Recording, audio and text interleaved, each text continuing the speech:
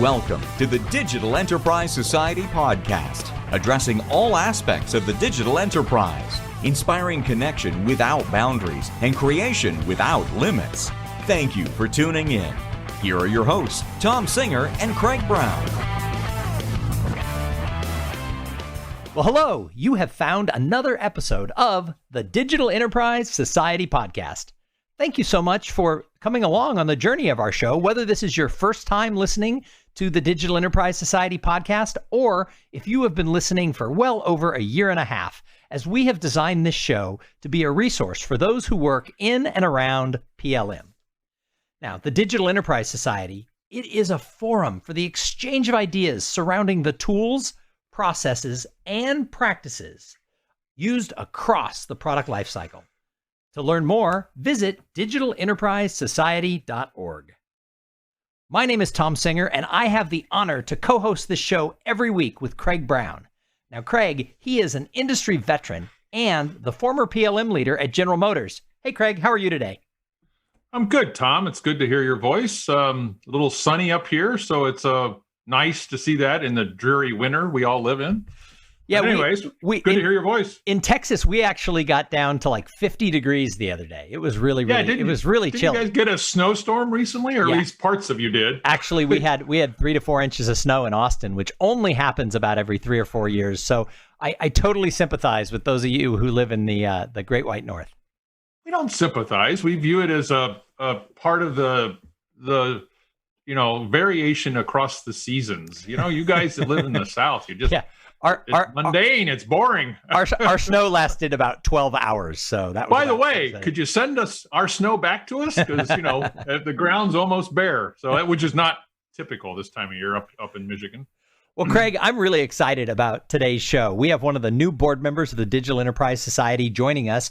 But first, I want to tell everybody about an opportunity, because the Digital Enterprise Society has partnered with Agile Strategy Lab to bring you a customized 7-week online course, Agile Leadership for Digital Transformation.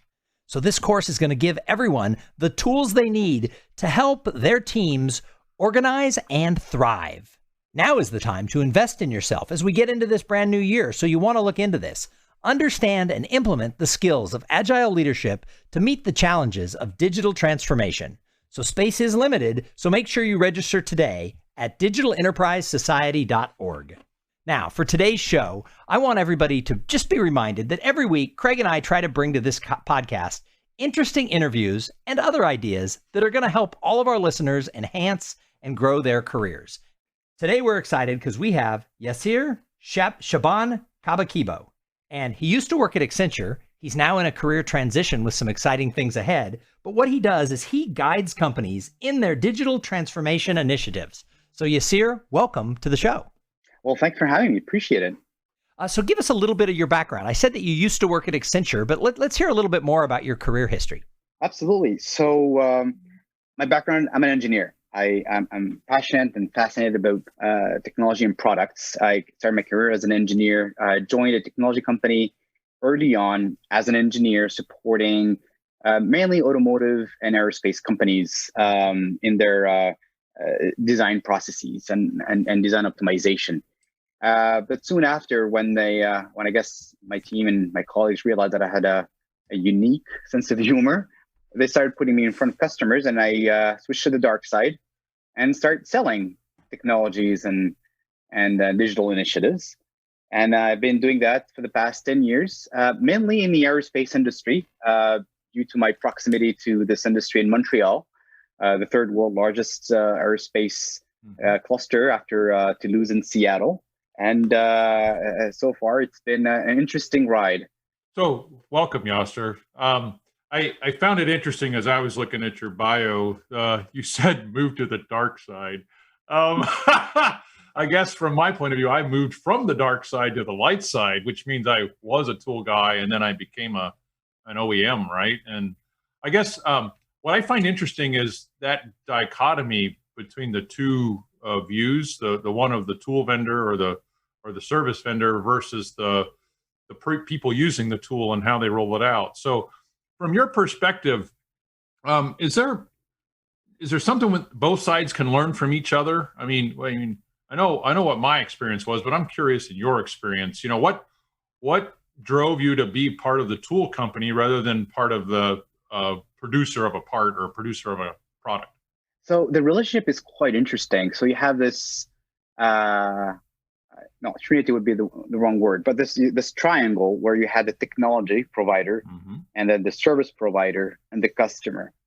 And there is a circle going around them with that seems to be stuck in an infinite loop of various feature requests and requirements, and many times conflict of interest between those parties. Working for a technology provider, we were always looking to add new features to meet customers' requirements and demands. Why was that? Was that a promise of more revenue, or was that just a thing you were expected to do? Right? Okay. Exactly. It was just where the money goes. It's the incentive system for technology providers is always build something that customers will buy, which makes sense from but a you know, perspective. a lot of those feature requests. This was one of the reasons I switched. A lot of those features requests weren't backed up by a solid. If you were a banker, you would look for a return on investment, right? And a lot of these ideas, I want this new feature so I can draw this fillet on this mechanical thing faster. Great.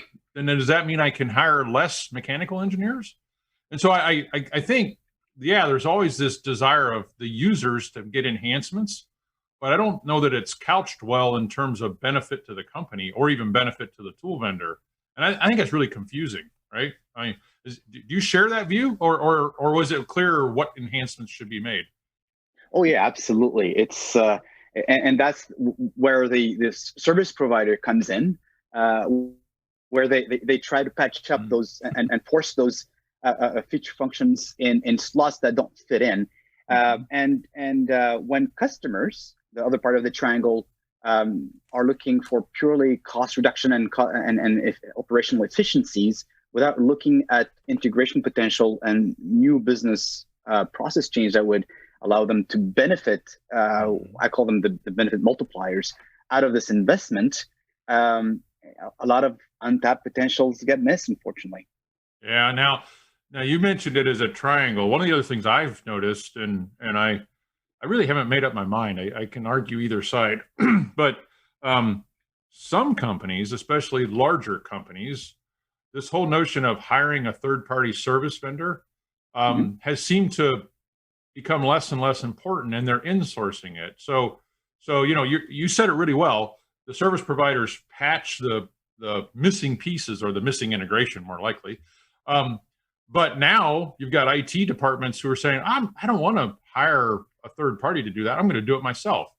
Do you see that trend as well? And you have these different roles. You were at Accenture and you are at the tool providers, which I don't mind mentioning, but maybe you do. but nonetheless, you have a very interesting perspective. So are service providers really a third side, or is that just becoming a function of the OEM? So there's a fundamental reason for me agreeing with what you just said. 50 years ago, the aerospace industry used to create technology, and then it got adopted by the other industries, whether it be retail or B2C companies. Think of the internet, for example. But in the past 10 years or past 5 to 10 years, things have changed. The aerospace industry has been trying to catch up with new digital technologies that have been created by B2C companies and B2C initiatives. And that was quite interesting, because now service providers found themselves from being a partner and an advisor for those companies to trying to play catch up as well. And when customers who adopt those technologies realize that those service providers don't know any better, we could do it ourselves. Now, from my perspective, I think it would be a mistake to try to reproduce and become a service integrator. If you're making a product, there's no point in investing and becoming a service integrator. But sometimes customers are forced to do it just because they don't see the skill sets and capabilities to use the latest and greatest by service providers. Well, and one of their arguments, and again, I haven't made up my mind to be clear with everybody, but one of the arguments the OEMs would use is, well, we understand our business, right? And the trouble with the service providers and their business, they're trying to be gainful as well, whether it's an Accenture or all the other ones, right? They're trying to provide capability on a short-term basis, but they charge a premium for that. And the OEMs are just like, well, this pace of change is going to pick up. It's going to get faster, right? If we haven't learned anything else from Silicon Valley, we've learned that the pace of change is accelerating. So if it's accelerating, I might as well hire the people directly and not rely on Accenture or Wipro or all the others that are out there, right? So I think the argument about we know our business is an intriguing one. The question I always had for him is, really? Then how come you hired everybody from the outside? Right? Why didn't you take like an engineer like yourself from the product side and say, we'd like you to do a 3-year or a 10-year term over on the IT side? And so I think there's a debate there about, well, then how do you grow the team, right? If you're going to insource it, then how do you grow it? And a lot of times they just hired the people from whoever, from whatever third-party vendor, which seems to me to defeat the point. So anyways, enough said on that. So you talked a bit in the notes you and I exchanged about management's ability to measure return on investment properly. And I thought it would be good to go there for a moment. So define for us what you mean and some of the pros and cons you've seen in your career. Absolutely. So when in the legacy processes and IT organizations, they would buy multi-million-dollar technologies and enterprise systems, deploy them for specific business optimization, be it cost effectiveness or revenue growth. In our world, it's get rid of drawings, right? Get rid of the drawings. Move from 2D drawings to 3D models, and everything will be better. Yeah. Okay. All right. Right. And so when they buy specific designer seats or engineering seats, they hope that because of the product being more complex, the designers and manufacturers will have the tools and will have the abilities to properly manage this ever increasing complexity of the product while keeping the budget down. And now we've seen in the past 5 years a dramatic shift in the ecosystem. The employees are taking retirements, are retiring, and there's no new freshers coming in with those ideas, because as soon as someone retires, those ideas in the minds of those people unfortunately leave the company, and it's not documented or it doesn't exist anywhere. So they hope that by adopting those tools, they will be able to hit the nail with their hammer. And unfortunately, it doesn't work that way. Those new technologies come with their own set of complications. They have, it's not just a tool that gets installed on a computer and you move on. It's an ever evolving capabilities. Now, when you buy PLM, you're buying a platform. You're no longer buying a feature function. You're buying a platform. Sorry, you're saying? Well, yeah. And do you think when you say that, do you think product company executives understand the difference between a platform and a tool to replace drawings? I mean, you're absolutely right, but I think a lot of people don't understand. So maybe we need to teach them. So let's do that. Well, what's a platform versus a model drawing tool? And it's another reason to support your argument earlier you made before you asked me a question in terms of why are OEM, sourcing their own people to do the job. This is because they realize that when they acquire and pay for those platforms, they're learning in the same pace as those service providers what to do with those platforms, be it an ERP system or a new PLM systems. They need to create GUIs and automation and what we call the microservices throughout the life cycle of the product. It's not, they don't just buy a product and a set of feature functions and they start using it from day zero. without changing it for the next 5 to 10 years. Right now, it's a platform that is ever evolving as the product evolves. Well, so and it's an evolving revenue stream, right? I mean, everybody's learning from Apple that a quick upgrade to your phone gets you a new revenue stream because somebody's charging $1 a month for that app, right? And so, at least where I came from, the car business, that's been the buzz for the last, well, probably more than a decade, but for sure the last 5 years. It's all about, well, how do we take advantage of such an economy and get some of that same revenue, right? So interesting. So sometimes ROI they talk about shareholder value, and I wanted to introduce a different idea to you. Okay. Yes. Is that really the right value? Or there's this growing debate out there about stakeholder value, and this is subtle, I get it, but stakeholders are much broader than shareholders, right? Stakeholders include employees. Stakeholders include customers, right? Yeah. And yet ROI, at least the classic business school ROI, is all about measuring shareholder value. Do you have any more thoughts about that? I mean, how do we move to a better ROI for everybody, not just the guy who owns the shares? Makes perfect sense, and I think they work together. We can't separate one from the other. When a product go through its evolution to meet market requirements, market demands, we're ultimately meeting the larger stakeholder value that we're trying to pursue. But at the same time, it has to be in a cost-effective manner that makes sense for the shareholders.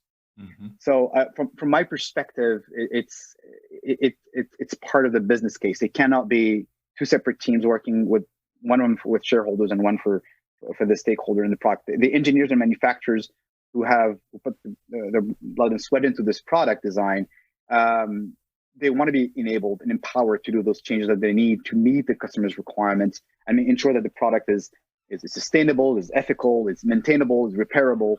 But at the same time, the people who happen to pay for this whole process need to ensure that they have a solid return on investment. And this is where I think the link is sometimes missed, where when a product gets more complex, thousands of sensors start being added to an aircraft engine. We sometimes want to empower the engineers and manufacturers to do the job more effectively, and we forgot to think about, wait a minute, what is the financial value of this investment? Of course, we understand the value of that we'll be able to bring to the end customer, which is great. The product will be able to use less fuel, and also maybe better for the environment. That's awesome. But is it feasible? And this is where I think a lot of organizations are missing the mark. When they're not able to draw a direct tie between the tens of millions of dollars being invested on PM deployment or upgrade to a direct line item on the balance sheet. Yeah. And especially in a large manufacturer. So I want to clarify one thing you said at the introduction. You mentioned Montreal is one of the bigger areas for aerospace. Did you mean both commercial and defense, or just commercial? I just want to clarify that. And then I'll ask my question specifically. From the analysis, they combine both. But okay. The idea is that some of the people who boast about Montreal stipulate that we'll be able to build an aircraft from the Montreal supply chain. I doubt that, but that's one. Yeah, but to Montreal's credit, I mean, there's a lot of commercial activities. I'm well aware of that. And so my point about ROI, and you did a good job summarizing from a shareholder's point of view. The trouble with the defense industry, and I have a lot of friends in the defense industry, but it isn't driven by, if you will, these more classical market things where, are you willing to buy the car that we produce? And if you are, then we're successful in the market. And if we're not, we have to adjust, right? In the defense industry, somebody wins a big contract, then somebody gets a change order, and then they nickel and dime it to death until the end. So the ROI there is just different, right? So for commercial applications, I think this notion of what's a requirement and what's a gotta have and what's a nice to have gets really confusing. And so as engineers, we sit here and we want to design a product that meets the market, meaning brings us more market share. But it gets really confused when we ask a specific customer, because they say, well, if I don't get this feature, I'm not going to buy your thing. Well, it's actually not really true, right? And over time, you see that. You see trends, right? Where, the whole car business is a style business largely until software became so dominant that it's eating everything inside the car in a good way, right? It's bringing more features. So I guess my question to you is how does knowing which requirements really are associated with the market, how do you figure that out, at least in a commercial market? And defense is a whole different topic. So how do you know the requirements are really meaningful to the market? And that way you can pursue more market share. So that's an interesting question, because the answer is a bit different from what when you were asking me the question, I was thinking about the house of quality that Ford developed 40, 50 years ago. Which is a good thing, by the way. But keep going. I love that tool. I was really trying at the time when I was working for Dassault Systems to see if we can integrate that to see the relationships and to quantify the relationships between various requirements. Yeah, exactly. You're on the right track. Keep going. At least I think it's the right track. Well, I wish it did. I think that at the time they didn't see the market requests for that feature, and we go back to the question is when customers ask for something, are they asking for the right thing and for the right reasons? But that's a completely different debate, which I think will not serve the purpose of your question. But let me provide you a simple example to address your question here. Customers are expecting nowadays that there will be no aircraft on ground. Yeah. When they need to travel, the aircraft is ready, and their expectation is that it's like a car going over a bridge. They don't think that the bridge will be not usable at X time or what part of the day. They just go over the bridge and they feel secure. They feel safe about it. And the customer's expectation about aircraft is exactly the same. And you can draw parallels using other industries. I just happen to know the aerospace, so I only have aerospace examples. But so to do that, they started charging those aircraft and engines with sensors, so they can have more predictable maintainability of the aircraft in the engine, and ensure that if there's an issue, they know about it weeks, if not months ahead of time, so they can ensure that the end customer is having the user experience that they expect. Now, this requirement is very clear. It makes sense. Now, how do you tie it to sustainability financially? And this is where a lot of companies miss the mark, because in the legacy aircraft and engines, you would have a minimum a dependability department who ensures that the aircraft and the engine have 6 months of spare part available at any point of time, ready to be shipped all over the world in case things happen. So this was the old way of meeting this market requirement, but obviously that did not work. There was still a lot of AOGs, unfortunately, and things did not work properly. So they invested in technologies to ensure that they can plan for those issues, and they can calculate utilization. Well, and to your point, I'm more familiar with General Electric than I am the other engine manufacturers. But at the end of the day, they started selling uptime rather than selling a thing called an engine, right? And the aircraft companies, the commercial aircraft companies, that got influenced in the ticket price. So I would say the money flow became much simpler. You get money if we fly, right? Yeah, exactly. And now GE took a vested interest in. They were expensive sensors at first. Today they're becoming cheap, like dirt cheap sensors, right? But they put enough sensors on the engine in flight, and they monitored in flight every flight, and then they were able to predict when they would have to service an engine before it failed. And so now your point about 6 months of logistics parts, it shrunk to 6 days, because you could move the parts to wherever the engine was starting to show a failure. Now, this assumes everybody buys into this business model, and there are some airlines that have not, and so that's sad, because then you'll still get failures in the field, and recent news has been another one. But nonetheless, I think you're absolutely right. You got to tie your financial measure to the thing that really matters. And what really matters for air flight is being able to go from point A to point B on demand, right? When you want to, not some other set of constraints. Now, Exactly. Yaser, we've been talking with everybody in the past certainly 3 months about the pandemic and everything it's causing. From your vantage point, from the Digital Enterprise Society, which you've now joined us, so thank you for that. What does the pandemic do to us in terms of our work habits, and also how can the Digital Enterprise Society help that? I think it just shed light on what was obvious for us technologists for the past 5 years. Resiliency is no longer a marketing gig you push towards your end customer. It's a must if you want to survive in the future.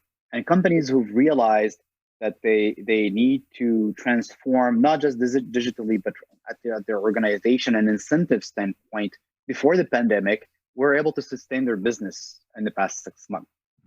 However, companies who are stuck in their legacy constraints and regulations for various good reasons that, of course, some of them go beyond my head, had a harder time, unfortunately. For example, when going back to this example of spare part warehousing and inventory, you still have an executive somewhere being paid 6 figures who's paid to ensure that the aircraft in the engine has 6 months worth of spare part, even though this aircraft product doesn't require it anymore. Well, so, and what he should be paid on is that those aircraft engines run 99.99% of the time. That's the better measure, right? But he'll say, well, that's beyond my control. All I control are these parts, right? And so exactly. The arguments are interesting, but the point is, everybody probably in that chain of getting spare parts to a running engine, those folks should get incentivized the same way, even if you have to break up the metric. And I think this is an excellent example. We've talked about lean with other, especially manufacturing people on this call. You really got to know what you're measuring. And if you measure the wrong thing, you'll get efficient inventory control at 6 months depth, which is not stakeholder value, and it's also not shareholder value. So wake up, everybody. Let's change. And I agree with you. The pandemic has probably forced those changes quicker. So how about the Digital Enterprise Society? How can we help, and how can we move forward? Well, I believe when I joined DES and I was part of, I get the newsletters and I enjoy reading some of the articles there. I realized when there was this opportunity to join the organization to contribute from a very unique standpoint. DES has the ability, it's has the network between the various digital technology providers and suppliers and the partner ecosystems to bridge those gaps that currently exist in this triangle that I explained earlier. Where service provider want to do it all, technology provider want to provide it all, and customers want it all. I think that using the perspective that DES has, we can provide guidance to those OEMs, service providers, and technology providers to do things to stay resilient during this pandemic, and also adopt the mentality of the millennials that are coming up to the market in the job force in the next right now, actually, not the next few years, right now. So there's room for improvement, if you excuse my cliche. Well, no. This, as the old guy, as the former PLM World board member, and I was there when we made the decision to create the Digital Enterprise Society, I would say to my former peers, check the box, guys and gals. We have found the next generation. Yaser is here along with his peers. And by golly, the Digital Enterprise Society is bringing more and more value, which was what we had hoped for, right? We moved from a certain kind of organization, and we had energy, and we wanted to find not just you, Yaser, and I've talked to a couple other of the board members. I've known the automotive guys for a long time. It's just fabulous that you're picking up the ball. It's wonderful. So with that, Tom, I'll send it back to you. So this has been a great conversation, Yaser. Thank you so much for joining us here on the podcast, and thanks for joining the board of the Digital Enterprise Society. One of the things I like to end the episodes with is sort of some career advice for the people who listen. We have a lot of people who listen to the show who are still at the, early and mid stage of their career, that they're trying to grow their career. And you have a pretty eclectic background. So my question for you is, what opportunities exist in this world of, digital transformation that you think people should be looking at, and how can they grow their careers? I personally think that integration, and not just being focused in one specific technology, it should be part of your tool sets as you improve or as you learn through the various experiences. I learned the hard way that being good at one thing could be great and buy your bread for a while, but diversify. Those platforms and those technologies those platforms that are currently being sold to those OEMs no longer need a one C++ or one developer or object-oriented developer. They need someone who understands how those data being integrated and how it flows from one end to another. So the key is integration, and in order to do that, you need resilience. You're on the right track, my friend. You'll be fine. Well, again, thank you for being here with us, and thank you to everybody who tuned in and listened. We want you to join us here every single week for more thoughts, ideas, and information in and around product lifecycle management. The Digital Enterprise Society, it is the place for the exchange of ideas around digital manufacturing tools. Go check us out right now at digitalenterprisesociety.org. You've been listening to the Digital Enterprise Society podcast. Learn more about what you've heard here today at digitalenterprisesociety.org. Join us again next week for more connection without boundaries and creation without limits.